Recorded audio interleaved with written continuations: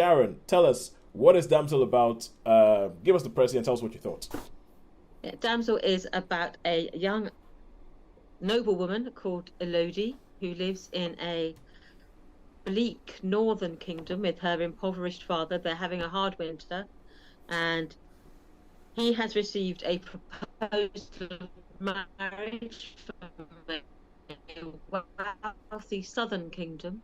Come along to meet the young prince, for her to be, sort of married into this noble family. So far, so good. And then whilst they're looking around this, amazing palace, there's wealth, there's bounty, there's everything you could possibly want around her, There's and everything, the everything prince that who they don't have. enough, I said everything that they don't have. everything that they don't have.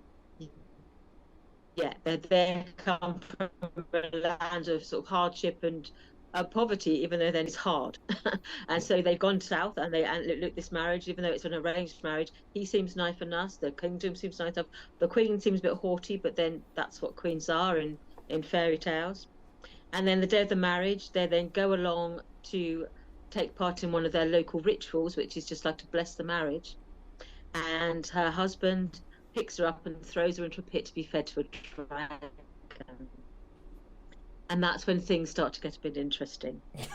And so in the past, the girls who've been up and thrown into a pit to be fed to a dragon have basically been eaten by a dragon. But this is not your usual damsel in distress, as the title would suggest. And she decides that she isn't going to surrender to her fate. She's actually going to resist. And she ends up in this labyrinth, under this mountain, with her and an angry dragon. Yeah. And as she goes through this dragon, she's like, there's almost like a game, like a Tomb Raider type game, in that she has these almost like problems to solve. As she goes along, they're like sort of levels almost that she has to go overcome. Like there's a chasm, and then like there's like glowwormy things. There are different challenges she has to face. So it's almost like a little sort of staging point. So, Yeah, oh, yeah, this yeah, is good your point. checkpoint. And so, but yeah, she decides that she isn't going to accept her fate.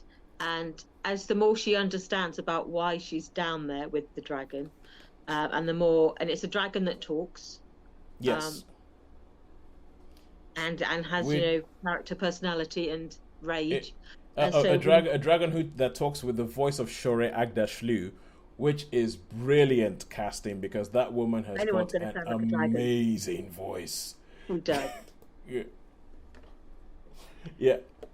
It's a voice that's had experience, it's had Ah. life, it's had texture. Ah. So it's definitely a voice of character. No, that voice is And amazing. Her voice, I love her voice. yeah, she's done amazing things with it. But yeah, so she ends up as, yeah, far from a damsel in distress. She decides she's going to be the damsel that fights back. Yeah. So not undistressed. Yes. Distressed, but Puts her really clothes, annoyed about it. Yeah, oh, yeah, yeah. So thank you very much for that shout. So Holly, what do you think of Damsel? Um, it was mediocre. Okay. Um, I found it very watchable. I probably didn't pay as much attention to it in the first viewing as I should have done, so I ended up sticking it on again to try to sort of refresh my attention. Um, it's a good cast. It's a very good cast, yeah. It's surprisingly good. Um, but I found it a little bit irritating. And there's nothing wrong with finding something irritating. It's I also, and this is going to sound a bit silly, but there is at least one bit in it where I looked at the dragon and thought, surely we have learnt better. We've had Game of Thrones, we've had House of the Dragon. We know how to make dragons look really good, and this does not make a dragon look good. Oh, I actually quite like the way the dragon looked in this one. It's a very specific point at the back end of the film. Okay, all right. Yeah, but I actually quite like the way the dragon looked in this film because I thought it looked different from, like, for instance, if you showed me this dragon and showed me a dragon in Game of Thrones, I could tell you, okay, these are the different things that these dragons have come from. because I felt like this dragon was leaner than a lot of the dragons. It almost looked a bit like a whippet, like the whippet version of a dragon. And there were some things I really liked about it. I liked the effect of the dragon's breath because Me too. It was napalm. it It was was basically napalm. it was basically like vomit. It was like bile. It was like dragon bile coming out. And I remember looking at that going, "That's good. That actually that looks horrid. That looks horrid." That was And really interesting. yeah, so yeah, I really really like that. I thought that there were some absolutely beautiful shots in this film. Like there's one where she first gets into the chasm, and there's a bit with a whole bunch of birds, and I thought that is an amazing shot. There's some shots where they first reveal the dragon. There's one where she's walking and the dragon's like behind her in the shadows. I was like, good lord, that's amazing. So there are some really, really beautiful shots in this film I was actually looking at them going, for what this film is, because like what you say, like when you hear for me it's supposed to be like an adventure romp. It's supposed to be an adventure romp. I think it is supposed to be throwaway. It's supposed to be throwaway with a little sort of like dash of more important stuff sprinkled over the top, but it's supposed to be throwaway. And for that, I thought that they came up with some amazing, beautiful shots. And like the events, like you're talking about the glowworms, I think I quite liked that. I liked the design of the dragon. I liked the way the dragon went about doing things, and I like the fact that it didn't shy away from the fact that essentially people are getting killed. Like in the first in the first 2 minutes of this film, you're like, oh yeah, they're dead. They're definitely dead. Very dead. Very dead. You're just what you're going, yeah, they are very dead. And there's bits like, well, one of the posters of the film has Millie Bobby Brown, because we haven't even mentioned who's in the film. We said a good cast. So you have Millie Bobby Brown, we have Ray Winston as her dad, Angela Bassett as her stepmom, Robin Wright as it's Robin Wright. It's the evil queen. There's no two ways about it. Robin Wright playing Claire Underwood in a crown, and so yeah, there's a poster that has Millie Bobby Brown with like the dragon's hand, like the dragon's foot, on like around her neck, pretty much. And there's bits that they do where the dragon does that to other people in the film, where you're like, oh yeah, no, that dragon means business. So I liked this a lot more than I thought I would. I expected it to be throwaway, but I expected it to be throwaway in a way that made me go, oh, for goodness sake, yeah, obviously. But there wasn't much that made me think that. I actually watched the whole thing going, that's actually pretty okay. I mean, if you want to talk about like feminism, entry level feminism 101, I was like, this works. So for me, I didn't find it as annoying. I was more surprised with how beautiful some shots were and how much I actually liked it. Yeah, I must admit it's the same. It grew on me. I mean, there was a couple of scenes early on where I think they were riding, and I thought, yes, if we just sort of go like that, yes, oh look, I'm riding, and I'm like, come on. Yeah, yes. There is one shot where I know exactly the shot you're talking about, because they show them on horses, then they show a close up of them, and the way Millie Bobby Brown is moving, you're like, oh, for goodness sake, well, couldn't you teach her how to ride? But the thing that gets me is that the immediate shot after that, they show them on the horses riding, and it's obvious it's them. It's Millie Bobby Brown and Nick Robinson. It's obvious it's them and they're riding. So I was like, why didn't you just film them riding? Oh look, I'm riding. Look, I'm doing this with my hands. Yeah, it's like when people used to pretend please don't ride like that. Yeah. I was like, it's like, does not like it. Yeah, you'd be off that horse in no time. I don't know much about riding horses, but I know exactly the shot you're talking about, and I was thinking, heck no, that wouldn't work. That would not fly. But there's a couple of minutes in, I was thinking, oh, what is this going to be? But then it did sort of, when she got in the caves, I think initially I was thinking, oh, here we go. It's, adventure into the center of the earth or whatever they're called. But no, it did actually grow on me. And then by the end of it, I was like, there's a few things I was thinking, okay, so where's this actually going to go ultimately? And then I was like, oh, okay, it's an interesting turn. Yeah. But yeah, no, I liked it more than I thought I would, or probably more than I should have. I liked the twist.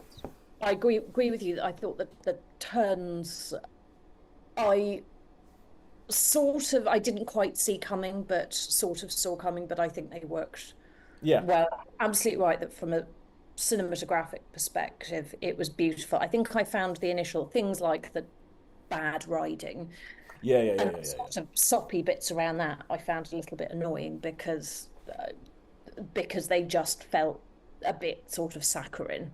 Yeah. And you do And I think think that practically, right? How long were you on that horse? Because the landscape has changed a lot from when you got on yeah, that horse. And then suddenly you're looking out over a view and you're thinking, that is a couple of hours ride, isn't it? yeah. And so you think, okay. And I felt like the acting wasn't terribly good. Again, that grew on me. I thought it was a bit broad initially, and a few of them I was thinking, oh no, this is panto. We're watching Yeah. panto. I felt the start was a bit saccharine and a bit twee. Well, And it did the, settle down. Especially I I think thought, Angela Bassett, to be honest with you, at the beginning, I yeah. thought she was a Angela bit panto. Angela And then Bassett was it the settled Angela down. Bassett was the one where, especially the accent, I was kind of like, "What are you doing here? What is going on?" That is, oh, that's a bit weird. That was the one. I mean, Ray Winston. You know what you get with Ray Winston. So there's, You get Ray Winston, aren't you? you know what, yeah, Whatever he does with his hair, you get Ray Winston. yeah. I mean, Nick Robinson when he first showed up, I was kind of like, is he trying to be British? Or is he no okay, no he's just the first couple of lines I felt like he's trying to be British. Then after that I feel like he just gives up and becomes American. So it's like so it's and yeah. So So you yeah, could be critical of it, but I think it was likable, wasn't it? You became a likable film. So yeah. I think you yeah, you can. could be critical, but I thought actually on the whole, I liked it. Yeah, I thought yeah there were some moments in it that I really liked. That there's a bit with stalactites. There's a bit with stalactites where where she's trying to get a drink and everything like that, and the way they do that whole thing and the way the color changes, and I was like, yes, I like it. Yeah, that bit was Yeah, very well done. As you say, the glowworm bits and the that was also yeah, well done. yeah, and I so Jen, yeah, and as I said, I mean, it ended up where I thought it was going to end up. Like the way the sort of there's some story twists and turns that I saw happening, and I think because this is a film that touches on feminism, it touches on colonialism, it touches on all this kind of stuff. But then again, that's me. I see colonialism everywhere. So there was some twists that I was like. There's some twists that I was like, if they're clever, they would. Oh yeah, they did it. Okay, I'll give them some credit for that. So I liked it more than I thought I would. I would give it a very high 3. Uh, So I'll, I'll give it a very high 3 for me. I'd like to throw in that I don't think the script was very good. I think the story worked. I think that was what irritated me was that I didn't think that Yeah, some of the script was a bit thin for me. But yeah. that's It fine. might have been okay. There is a bit. There's a bit where it kind of goes about. There's an element of the script that's a bit sisters are doing it for themselves, or women helping other women. There's an Yeah. element of that I felt like that could have been developed a little bit more. There were a couple of bits. Okay, yeah, I know exactly what you're saying about the script now And I because had also, to be fair to it, I had watched The Zone of Interest immediately before. So it There's was the contrast. it was already disadvantaged, and that's not their fault. you know what this is reminding me of. I remember the first time I saw Naked Gun 2.5, and when I saw that was the first Naked Gun movie I ever saw, and I remember watching it and going, every comedy should be made like this. Whenever I would watch a film that purported to be a comedy, and if it wasn't like Naked Gun 2.5, I'd be like, rubbish, you suck. So yeah, it reminds me. But when you talk about the script, there's things in it that annoyed me. That like there's a bit where she first meets the dragon, and well, first of all, I have a theory that if you have a trailer for a film that tells you what the film is, when the film starts, you should get to the point of the trailer, like everything you've told in the trailer, as quickly as possible. This film takes about 30-40 minutes to get there, to get to the point the way you already know what's happening in the trailer. So, but then there's a bit in it where like she meets the dragon is chasing after her, and then the dragon says something like, "Oh, you're quiet. You're a smart one." And then almost like 10 seconds after she's been told she's a smart one for being quiet, she goes, "Ah!" because I let her. And I'm thinking, the dragon hasn't gone anywhere in 10 seconds. So if the dragon is saying you're quiet and you're a smart one, and I can understand why. I was almost watching this going, okay, that's an editing thing because she's by herself. You need something to keep people's interest involved because this film was morphed into a survival horror. So she has to make some sounds, but what you've just done there has just negated the good thing you just did 5 seconds ago.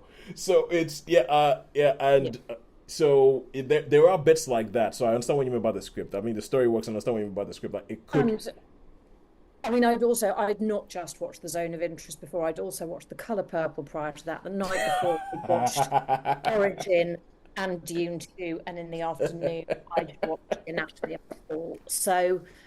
It was in my head, unfortunately, up against a load of, Oscar bait. Moon and your pudding was a Milky Way, so we understand that. Yeah, it was fundamentally disadvantaged by my circumstance, not its. Okay. I like what you just said, Sharon. I like that. I think I'm going to use that. You just had a 3-course meal and your pudding was a Milky Way.